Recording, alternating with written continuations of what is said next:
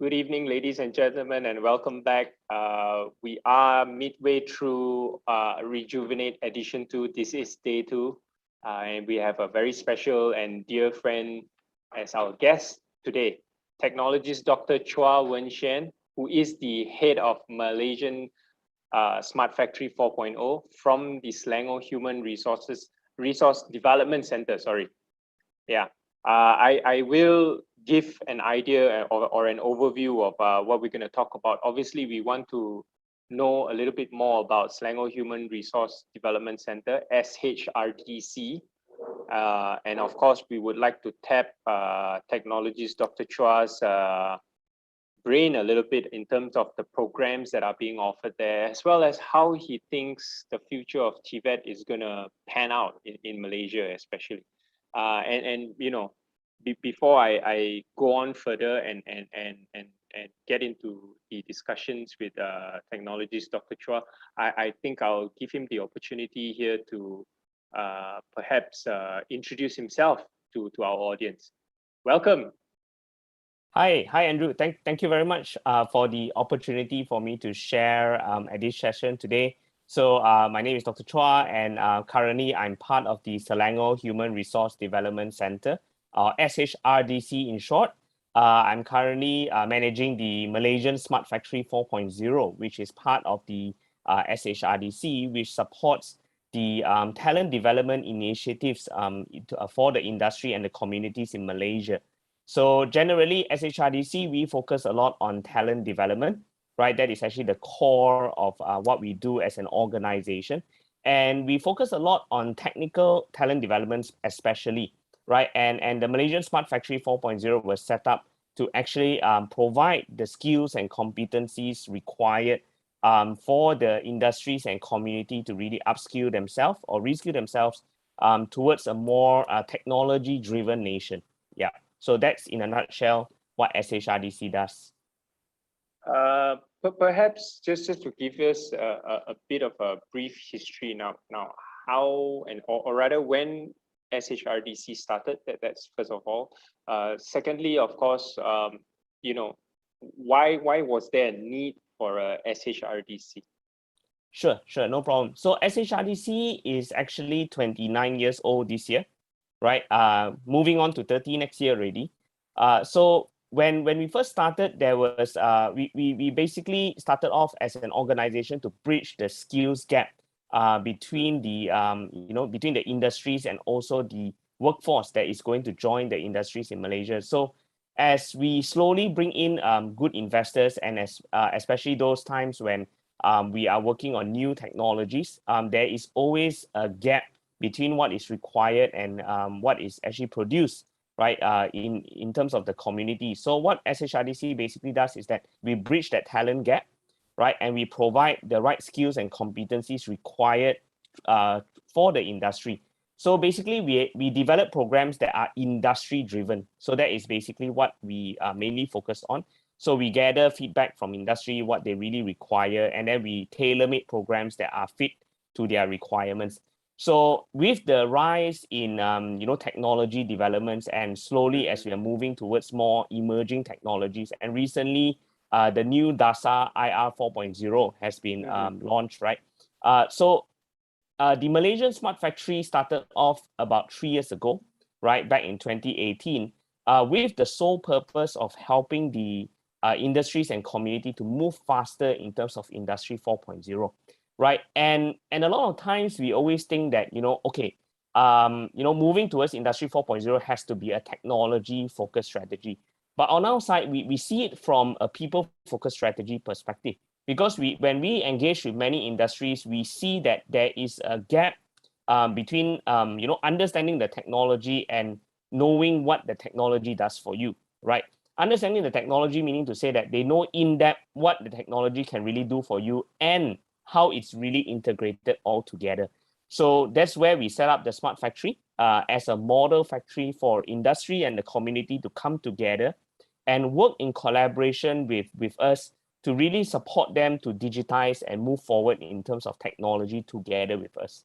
So this then provides a more holistic ecosystem where it's a more people-driven strategy for towards a technology-driven economy.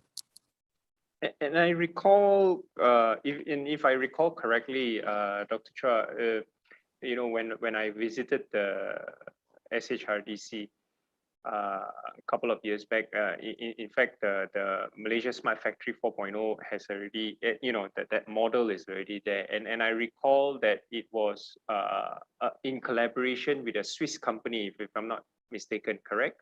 And it's modeled towards that as well. Yeah. Yeah. So could you share a little bit how that collaboration came about and why the Swiss model, I suppose, or are there any other models out there in the world? And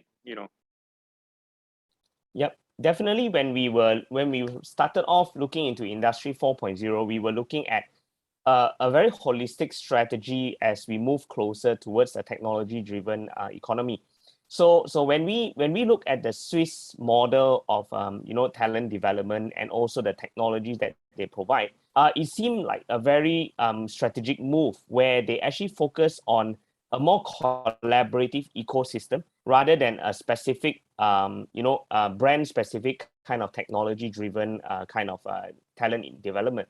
So what they look at is a multi-vendor approach, whereby you have different technology partners coming together, and they want to create an experience center where they showcase different partners coming together to create what they call as a smart factory ecosystem, right? And we see that this smart factory ecosystem and concept as well really fits the Malaysian industry because we really look at the implementation of it rather than just the pillars of technology, because we want to see that at the end of the day, the industries that come to us, they have multiple different problem statements, and we want to provide them with options where they can actually explore, right? So the smart factory concept is such that you look at a multi-vendor kind of framework, you look at the integration of technologies, you look at the operational technologies, information system technology, then you move into the digital factory. And what we did was that we looked at the whole entire framework of the Swiss Smart Factory, and later on what we did was we localized it to the Malaysian context, right? Because we see that when we started off to release some of our programs, right, for the industries, we start to see that some programs were actually quite advanced, right, back then, right? And some industries felt that this was a bit far for them to handle for some of them. So then what we did was we then localized our programs that we developed to suit the Malaysian industries, right? Whereby Malaysia is actually a SME-driven economy, right? Similar to the Swiss as well. So this then provided us with a more unique model when we tailor our programs, because we not just tailor our programs to give knowledge and skills for the industry to adopt Industry 4.0, but we actually give them the potential to create projects, right, whereby they can actually implement it later on in their factory. And we started this model, and we see a great potential in many industries adopting this, and they come up with many success stories as well. So I think that was quite a good journey for us when we took an overseas concept, brought it to Malaysia and then localized it to a Malaysian context, and ensure that the skills acquired by these workforce are able to help them to move forward and adopt faster, right? Because when technologies move very quickly, it's all about adoption, right? And if we can't get them to adopt technologies fast enough, that's when many people will be left slightly behind. Yeah. Now, having said that, the Smart Factory 4.0 obviously would have its program on its own. SHRDC also, I understand there are quite a number of signature programs, ranging from aerospace, electrical and electronics, ICT, manufacturing, microsystems, oil and gas, pharmaceutical, and I guess the more popular one in recent times, the last time we spoke about this is obviously solar as well. Yep. But perhaps just give us an overview of the programs. Sure, of course. So SHRDC also, we look at programs that are a bit more unique, right, to the community. So aerospace was one of our programs that we deliver as well. But at the current moment, given the current situation, it's been very challenging, right? In terms of the aerospace industry, but we are still supporting the industries in this space to see how best we can really help them to move forward, right? In terms of the ICT programs, we started off with big data analytics programs. We have programming and database programs. We also have an enterprise IT and analytics program that we deliver, which is more focused towards getting people more involved in terms of the IT industry, right? And the more popular programs that we actually have now is actually our solar programs, right? Solar development. So we look at PV design, we look at solar installers program, which has been doing very well in the recent years, right? As Malaysia moved towards more of a clean energy, green energy, and so on. So there are many people coming as well for the solar programs. And one more program that actually is very unique whenever people come to our center is that we actually do a footwear manufacturing program. So, we design shoes and we manufacture shoes, right? So we have a very experienced seafood that helps you to design and make shoes. And it's very exciting because people that come from like a programming background or engineer background, they actually say, okay, you know what, I'm going to design shoes now, right? And students actually join competitions, they get into the shoe design industries, which is very, very exciting, right? To hopefully Wonderful. have the next Jimmy Choo in Malaysia. Exactly. And coming out of SHRDC, of course, that will be even more fantastic. The next Jimmy Choo of Malaysia, right? Yeah, so those are very interesting programs, and also very diverse in terms of its offerings, of course. And you also have those that are really, I suppose, in trend right now in terms of sustainability and green living and whatnot with the solar. Now, what would be the more popular programs, I suppose, pre-pandemic, and what would be the program that you see has an increase and uptick ever since the pandemic started as well? And I guess finish it off with perhaps explaining to us, how are you running those programs right now? Yep, no problem. So definitely before the pandemic sort of hit us, we run a lot of programs in terms of smart factory and solar as well, right? Our solar programs have been doing very, very well, right? But when the pandemic hit us, we still deliver virtual trainings for solar in terms of the design part, but the hands-on portion, definitely we have to wait till we are able to actually run physical classes to be able to do the hands-on portion. So a lot of them, they will do the virtual training first, or whatever that can be done virtually, we will do first. And then the hands-on part is scheduled later. So for the smart factory programs, it's also very technical oriented, right? And one of our most popular programs is actually a program where we look at how to help industries to digitally retrofit, in terms of collecting data from machines. And it's a very technical driven program. So before the pandemic started, it's been going on very, very well. We had people coming in almost every week, every month. But when it hit us, we needed to innovate to be something new, right? So what we did for the smart factory programs is that we started to go onto a platform called Open Learning. That's where we sort of put up our programs online. But the thing is, we didn't want it to be just another online learning, right? We wanted it to be really, really engaging, right? And one of the key parts that we did was we actually implemented a remote training facility, right? Whereby, participants, coming from Johor, Penang, Pahang, they can log into our system, they can perform their technical training wherever they are, and still get the same skills and competencies that are required from there.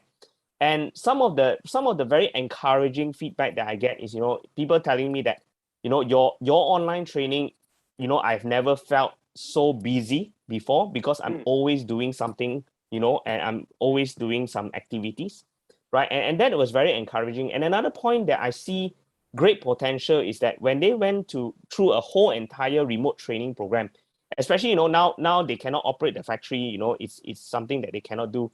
So some companies, what they did was that they are preparing their team with all these skills. By the moment they can open, they straight away can do projects, right? So one company, what they did was they went through an entire remote training program with us, and they were actually able to implement a project before the heavier lockdown or the stricter lockdown was here, right? So the project was there. It's already now at fine-tuning stages. So we see great potential in this space. And not only are we now reaching out to many other states within the nation, but in fact, now with the remote training facility, we can actually go beyond Malaysia as well. And this is something that we hope to achieve, later on to promote Malaysian skills, to other countries as well. This is very interesting, Dr. Chua.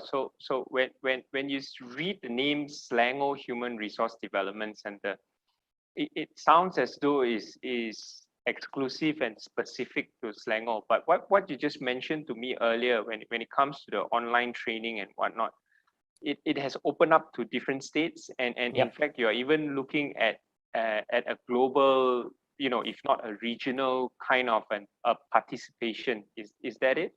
Yep. Definitely. We are able to reach companies and also to other industries beyond just the Selangor state as well. Yep. Because has that happened? Yes, we have reached out to participants to on many other states. Some industries come from Johor, some industries come from Penang, and Pahang as well. So we can go beyond that, to support the industries along that region, because we don't want to just limit, the skills and competency programs in Selangor, right? As much as we can, we want to help as many industries, especially the SMEs across the nation as well.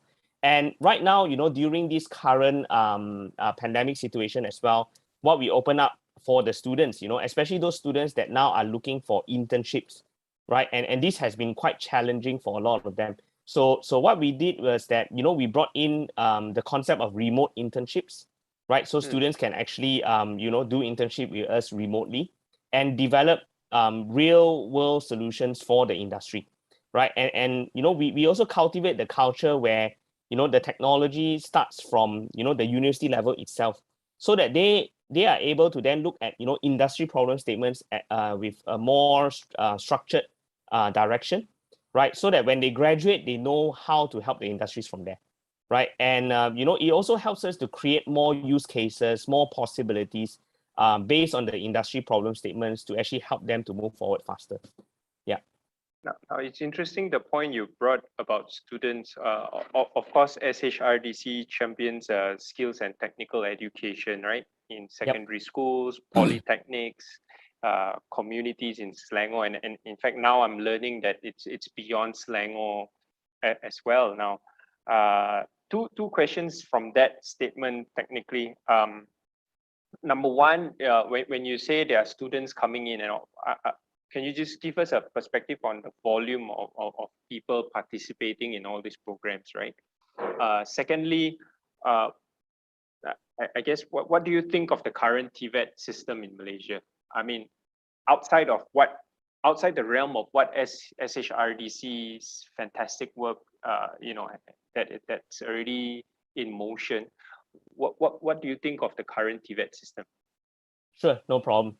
Usually for the current workforce in terms of our programs, we have quite a good numbers, especially during this lockdown period as well, where most of us are working from home, right? We have good numbers ranging from 10 to 20 in a class, right? Depending on the programs that we run at a point of time. So in 1 month, we also run a number of technical training programs which span out across the months. I think it also kept us busy for the past few months as well. We have been doing a lot of webinar engagements. That's, of course, a way for us to give back to the community in terms of sharing knowledge to the industries and so on. Now, the question about what do we see in terms of TVET, right? When I look at the overall technical skills, right, and technical education, I can see that a lot of things now are moving and changing very quickly, right? And therefore our programs, even our programs that we develop, have to adapt very, very quickly. We cannot just stick to the same one structure, one direction for us to follow all the time.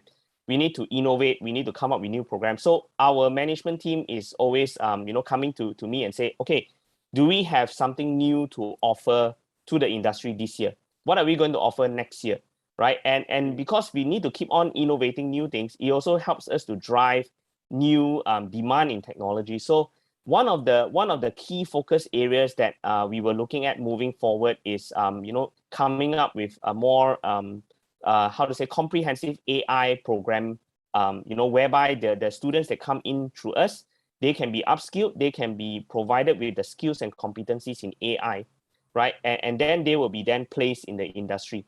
So that's actually our latest edition of a program where we're going to start very, very soon, right? And it's currently open for students to apply, right? Students that are fresh graduates, unemployed, and even those who has unfortunately lost their jobs. This is also an area where they can look at to upskill themselves to be able to take on new technologies moving forward. Yeah. So, okay, I suppose I'm looking at the chat box here, and there are already a couple of questions in, and one would probably relate back to your last statement. It's from Billy asking, are there any free program or course for beginners? So perhaps I'm just going to extend that question a little bit to also say, for those who lost their jobs, those that are, so how does that structure works in terms of programs and getting people to register and participate? Sure, no problem. Yes, we are currently launching a few programs that do provide some form of financial support depending on the eligibility criteria. I would encourage the person who asked the question to look at our Facebook page, our social media, and you will definitely get the information there. Now, we design our programs in such a way where it is meant for people with some level of background of knowledge in whichever program that they do, right? So at a beginner level, even if you don't have very extensive programming experience, we are still able to enroll you in, provided you are willing to learn, right? We always want students who are passionate to take on something new, right? Even for our team, right? Internally, we are doing things new every day, right? It's not something that's being commonly done by us. So as long as you are passionate to learn, you want to strive to do something new, do join our programs. We are more than happy to help you. And one thing that is quite special about our smart factory programs, for example, is that it is designed in such a way where industries that have industry professionals that have been there for 15, 20 years doing very, very good work in the industry, but they have not much experience in transforming their production lines or their manufacturing process to Industry 4.0. When they take our programs, they actually could transform that easily, right? So we work with as much as we can what we call as this low code, no code framework, right? This is what we try to do to make things easy to adopt. And when it's easier to adopt, it actually helps people to be more motivated as they try to move forward. Yeah. So I hope that answers the question for you, Billy. And in fact, I've shared the Facebook page link as well on the chat box. It's literally facebook.com/SHRDC, correct? Yep. Yeah. And I guess before we move on, we've got two more questions. Maybe we'll take one more first. Hi, Doctor. With all the talk about robotics and automation, especially in the factory setting, what role does TVET play when many of the roles people are upskilling to be will be taken over by robots? I guess eventually. Do you agree with that? There's a lot of talk about how robots is just going to take over the role. So what's the point of learning at the end of the day? Yep. Well, if you think about it, robots cannot operate on their own, right? Generally, you need someone to provide that form of intelligence for the robot, right? So whenever you talk about AI, it's still artificial intelligence at the end of the day, right? You need to have human intelligence to be able to teach a robot, to be able to teach an AI algorithm for it to be able to run autonomously or intelligently, right? So meaning to say that, you definitely will have a role to play, right? But it's no longer a role where it's a manual labor anymore, right? You are now upgrading yourself to the next level, right? It's no longer, you are maybe maintaining a robot. Now maybe you look at programming a robot, right? Or putting in the intelligence on the robot, right? Let's say you are an engineer that you look into providing computer vision for the robot, right? So there are a lot of these skills that are required still in many of the manufacturing industries, right? All you need to know is, how do you then carry yourself, right? What kind of skills can you gain to provide value to the company? And I'm pretty sure that a lot of companies out there are looking for people like you, right? And the role of TVET is important in the sense where we talk about hands-on technical competencies, right? So it's not about, okay, for example, you don't just learn IoT, Internet of Things, just a theory, how the data is communicated, but you need to go hands-on to apply IoT in a factory operation, right? So that kind of hands-on skills are part of the technical vocational education, which is really encouraged for many people to go towards that direction. Yeah. Yeah, I think that's really a good way of painting the picture of how TVET is actually very, in fact, even more relevant today than anything else, right? Yep. We have a question here from Abu, and it's in Bahasa. I'm just going to read it out to you. No Dengan problem. pelbagai kursus yang ada sekarang, bagaimana seorang yang ingin upskill diri mereka untuk memastikan, I suppose the word here is kursus, yang ditawarkan tersebut menawarkan skill yang betul dan bukannya scam. Okay. So, yeah. Yep. I suppose you understand the question, yes? Yes, definitely understand, Okay. Andrew. So this kursus that is available out there, I think the most important that you need to understand is the content of the kursus, right? And also look at what the kursus is going to provide you at the end of the day. So every single program that we run has something called learning outcomes, right? Learning outcomes, learning objectives. And these learning objectives need to be tailored to what the industry wants to do, right? And usually when we run programs, we always do it as an industry-driven program, meaning to say that at the end of it, we provide the skills and competencies for the students for them to be able to be employed in the industry. So for give an example of our recent AI program, right, that we are going to launch very soon. So what we did was we talked to the industry where they require these skills and competencies. What are the areas? What are the modules that they want to cover? And after that, we look at the program a bit deeper and we say, okay, this one we need a bit more time, especially for those beginner level, right? They have no idea about AI at all in their whole university program, college program. They never even talk about AI. Okay, maybe got, but very minimal. So then we design a program whereby, after this program, they will go through a final assessment. I think this is also very important. Your courses need to have assessment, right? Where it will assess your skills required by the industry. And then after that, after they pass the assessment, they will be hired in the industry. So this is the flow, right?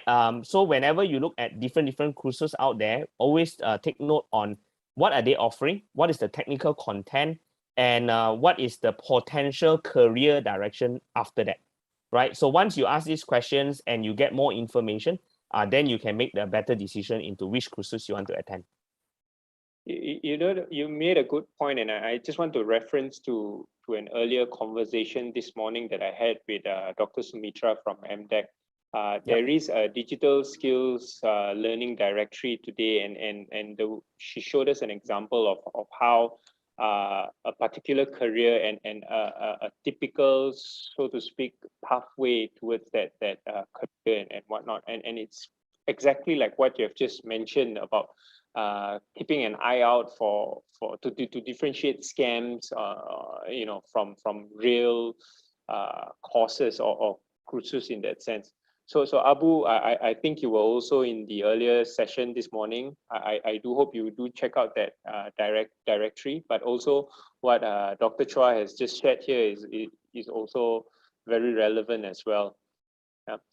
Moving on, Dr. Chua, we spoke about the students, we spoke about the programs that SHRDC has to offer and whatnot. A lot of fantastic initiatives, right? And it's almost all done on your own initiative, I suppose. Now, what is the engagement like with stakeholders, right? Like Ministry of Higher Education, Ministry of Education for that matter, or even, MDEC. Has there been exchanges, dialogues, or of how the both parties can I wouldn't say cross promote, but maybe cross use the modules in some way and whatnot. Has there ever been something like that, or is it something that's cooking at the Sure. moment? Sure.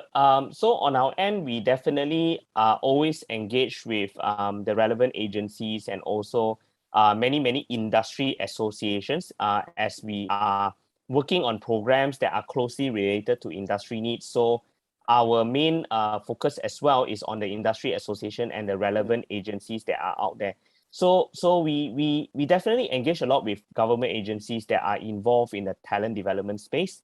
And we always exchange information about how our model of the smart factory talent development model, our internship model, how it really helps the industry. Of course, definitely, it takes a bit of time, because some of our framework is a little bit new, right? It's also some of them we also pilot in different phases to see what is the adoption like in the current workforce, what is the adoption like in the future workforce, so that then we can tailor-make a more comprehensive journey for the students and also for the workforce. So when we first started this concept of training to implementation, this was something that was quite unique in the sense where our team saw potential in ensuring that the industries gain the right skills and competencies in smart factory, for example. And we saw the big gap where the people side of things is usually not the highest priority focus in that sector. So what we did was that we structure our program in such a way where industry, when they take on their program, the whole program, even though it's a 6 days program, some people say it's very long, but I think 6 days is actually a good amount of time for the people to be to learn the skills from beginner all the way to advanced, right? And then they are able to implement a certain technology in their factory. And when we started that concept with some of the industries, where we came up with a framework where we start from the leadership buy-in, we start from the adoption, identifying the team to take the right talent development programs, and doing a project, we start to see many industries are more motivated to take the next step. Rather than technology seems like a very far away thing for them. Right now, they are more confident, they are more motivated, and this is something where we see great potential. So this kind of framework is a bit more unique, right? And it's something where we are slowly advocating a more people-focused strategy in terms of transformation. And we are slowly talking to many associations, government agencies on the framework that we have. And we definitely hope that it can be, expanded further, across Malaysia and even further as well. Yeah. So of course you spoke about the associations and whatnot. What about industry partners themselves? Are there anyone that you are partnering with at the moment? Industry partners under the Smart Factory, we have 25 technology partners at the moment, right? And this partnership collaboration with our 25 partners is actually very good in the sense where people that come to the Smart Factory, they don't just see one form of technology, they see a lot or a spectrum of technologies, right? And one thing that we really enjoy about working with our partners is that this cross collaboration enables us to work with different technologies. Let's say if it's from Omron, let's say it's from Baluf, from Pepper and Fuchs, we are able to actually integrate all these technologies together, right? And one thing interesting also to add on is that let's say our partners want to work with different technologies, and they don't have that direct opportunity previously. But when they come over to our center, they say, okay, can I let's test on this product from this partner that you have. Is it okay? Go ahead and test. And we learn together in this connected ecosystem, because when we see technologies moving forward, we see the potential of a collaborative community. That's why I always encourage students from the universities, at your prime age in the university, go and be involved in a community-driven technology setup. Because when you go out and you want to look for a job, right? For me personally, I will look at what projects have you contributed to the community. And if these projects are really beneficial, really have great potential, you stand a higher chance. right? And by contributing to the open community, you are actually involved with multiple developers everywhere. You are collaborating, you are growing, and this creates a more connected ecosystem, right? We have very, very good developers in Malaysia, I can tell you, but there Yeah. are they are talents that are untapped, right? And we want to help these talents now go into the industry and help the industry, our Malaysian industries, to move forward faster. Well, that's well said, Dr. Chua, and I truly support that notion of what you just mentioned as well. Fantastic. Um, I suppose if I am in the realm of that same spectrum, I suppose, or category, how can I get involved with SHRDC? Obviously, besides contacting you directly, which we have your contacts in the Rejuvenate my .com website. Yeah. How can they get involved, I suppose, with SHRDC? Sure, no problem. We have multiple spectrums of involvement, of collaboration, ranging from industries, associations, technology partners, and even universities and university colleges or polytechnics. So, we always welcome, any organization or even companies or even technology partners come and speak to us, right? There's always room to collaborate and grow together in this space, right? And SHRDC, we are more than happy to work closely with, anybody to see how we can support each other in this ecosystem, right? And in this current situation, we talk about this, the hashtag that I always see, kita jaga kita, right? I think this is very, very important, right? That in this technology space, we need to collaborate and work together, right? So we are open to talk to anyone, and even in this platform, whoever who's tuning in, come and speak to us, right? And let's explore ways where we can collaborate with each other to help the Malaysian nation grow together. Fantastic.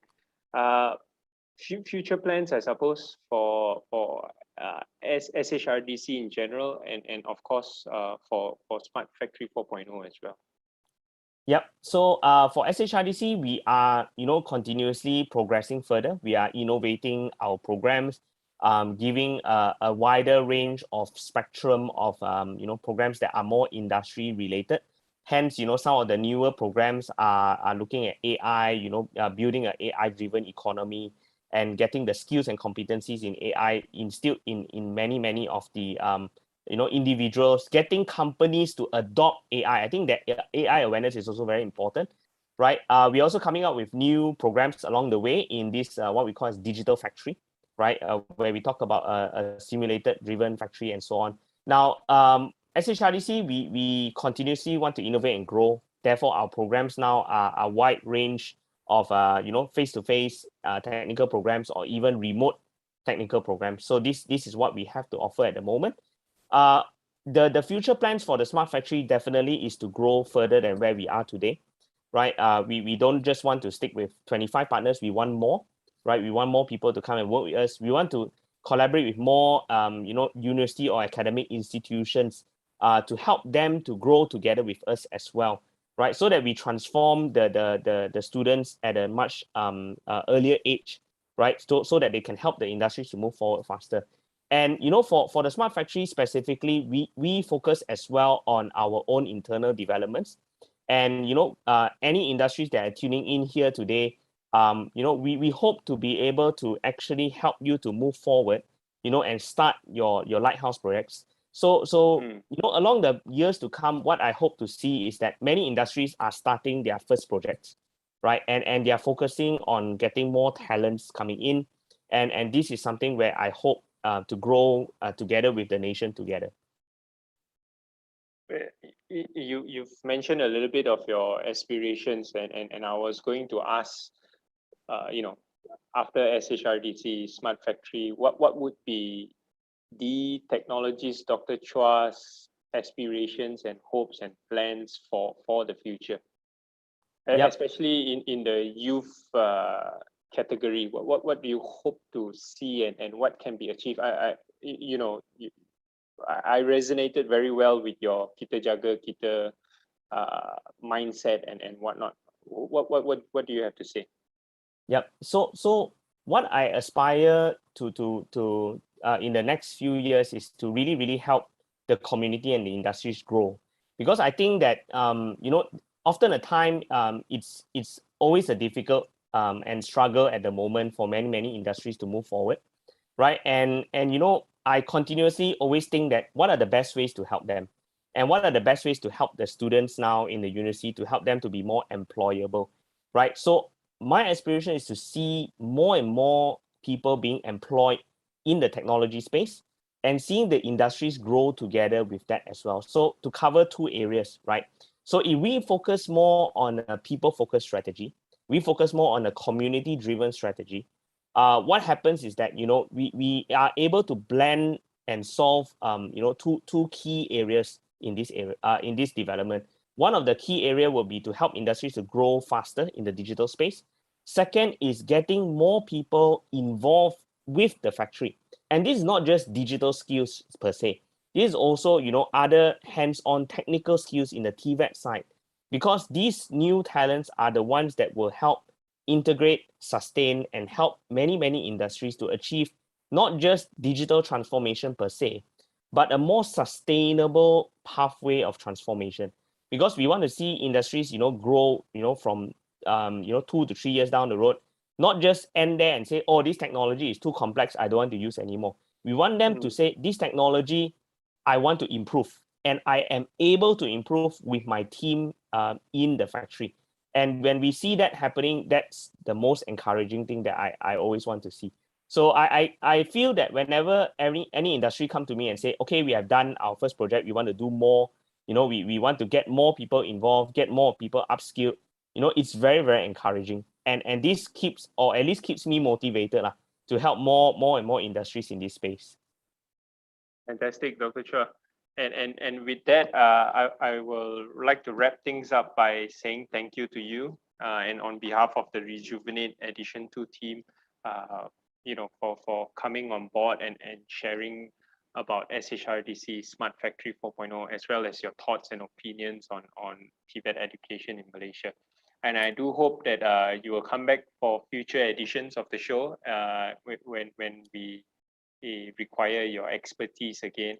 And with that, Dr. Chua, I wish you and the team all the best in all the future plans and projects in the pipeline. And I'm a strong supporter of what you guys are doing at SHRDC, and always excited to see all these things coming into fruition.